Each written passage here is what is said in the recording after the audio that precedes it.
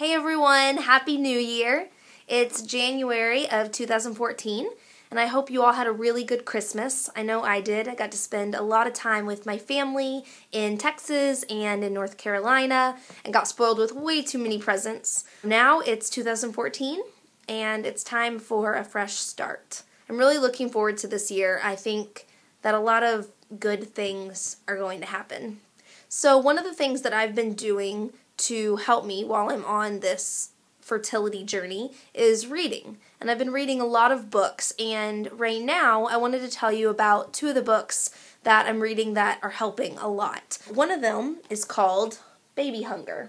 It's biblical encouragement for those who are struggling with infertility, which I think it's just for fertility because I don't like the I word. This book has been great. I just found it on Amazon. It was super cheap, like under $10. And what I like about it is that it goes through, and each chapter has a different story. Abraham and Sarah, it talks about Jacob and Rachel, Elkanah and Hannah. Most of us know their stories. Sarah had to wait until she was 90 to have a baby, which I know you're like, oh my gosh, I don't want to wait till I'm 90.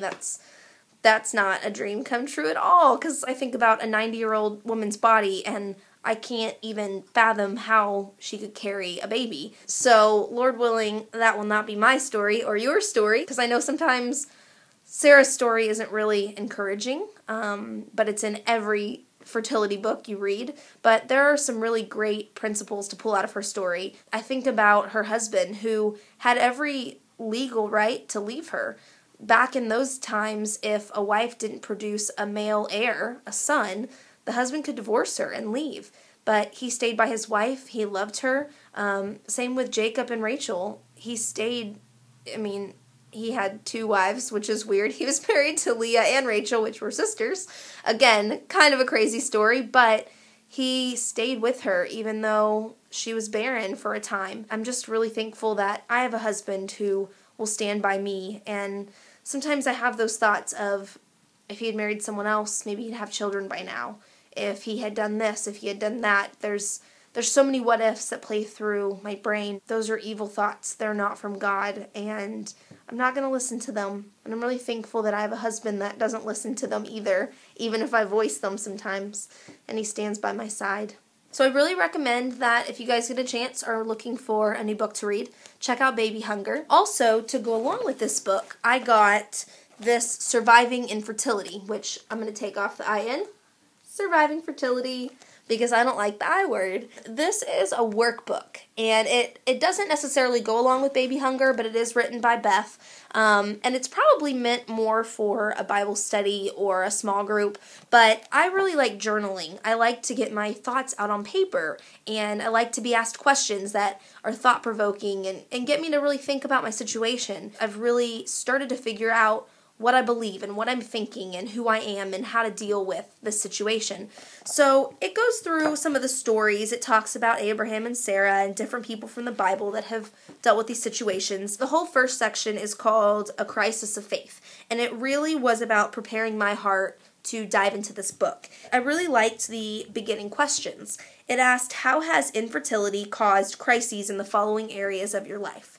Physically, emotionally, financially, relationally, and then how has infertility caused a crisis in your faith? I got to go through and answer these questions about myself and really see how I'm doing, how physically I feel a lack of confidence sometimes because I feel like something's wrong with me, and how emotionally I feel very fragile 99% of the time, and I cry like that, and I just need to be hugged and touched and cared for. And, financially, how I start worrying and stressing about finances during all of the fertility treatments and the process, and relationally, how Dallas and I are doing, and how it's caused a crisis in my faith, and how I can really see if my faith is dwindling or if it's strengthening, and if I'm pulling away from God or, pulling towards God. There's been just some great questions in here. I really liked going through it and answering them, and then being able to give the book to Dallas. He can read my thoughts and my emotions, and he can understand where I'm coming from without us always having to talk about it.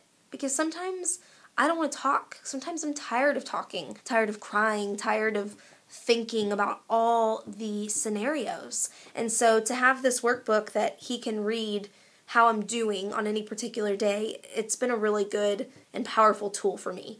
So I suggest for any of you that are looking for something like this, Surviving Infertility. And this workbook was a little bit pricey. It was like $27, I think. They have it on Amazon, also on Barnes & Nobles. I just wanted to share them with you because they've been really helpful to me. So other than that, I just ovulated.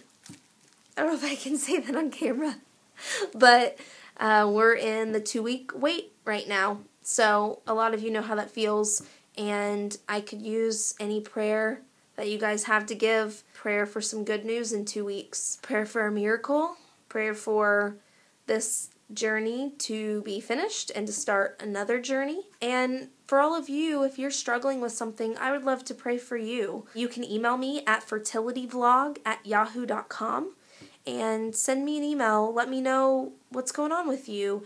Maybe you just found out some bad news. Maybe you're in the 2-week wait as well, or maybe going through some fertility treatments. We're all on different journeys, but we can pull together and pray for each other, and I would love to do that for you.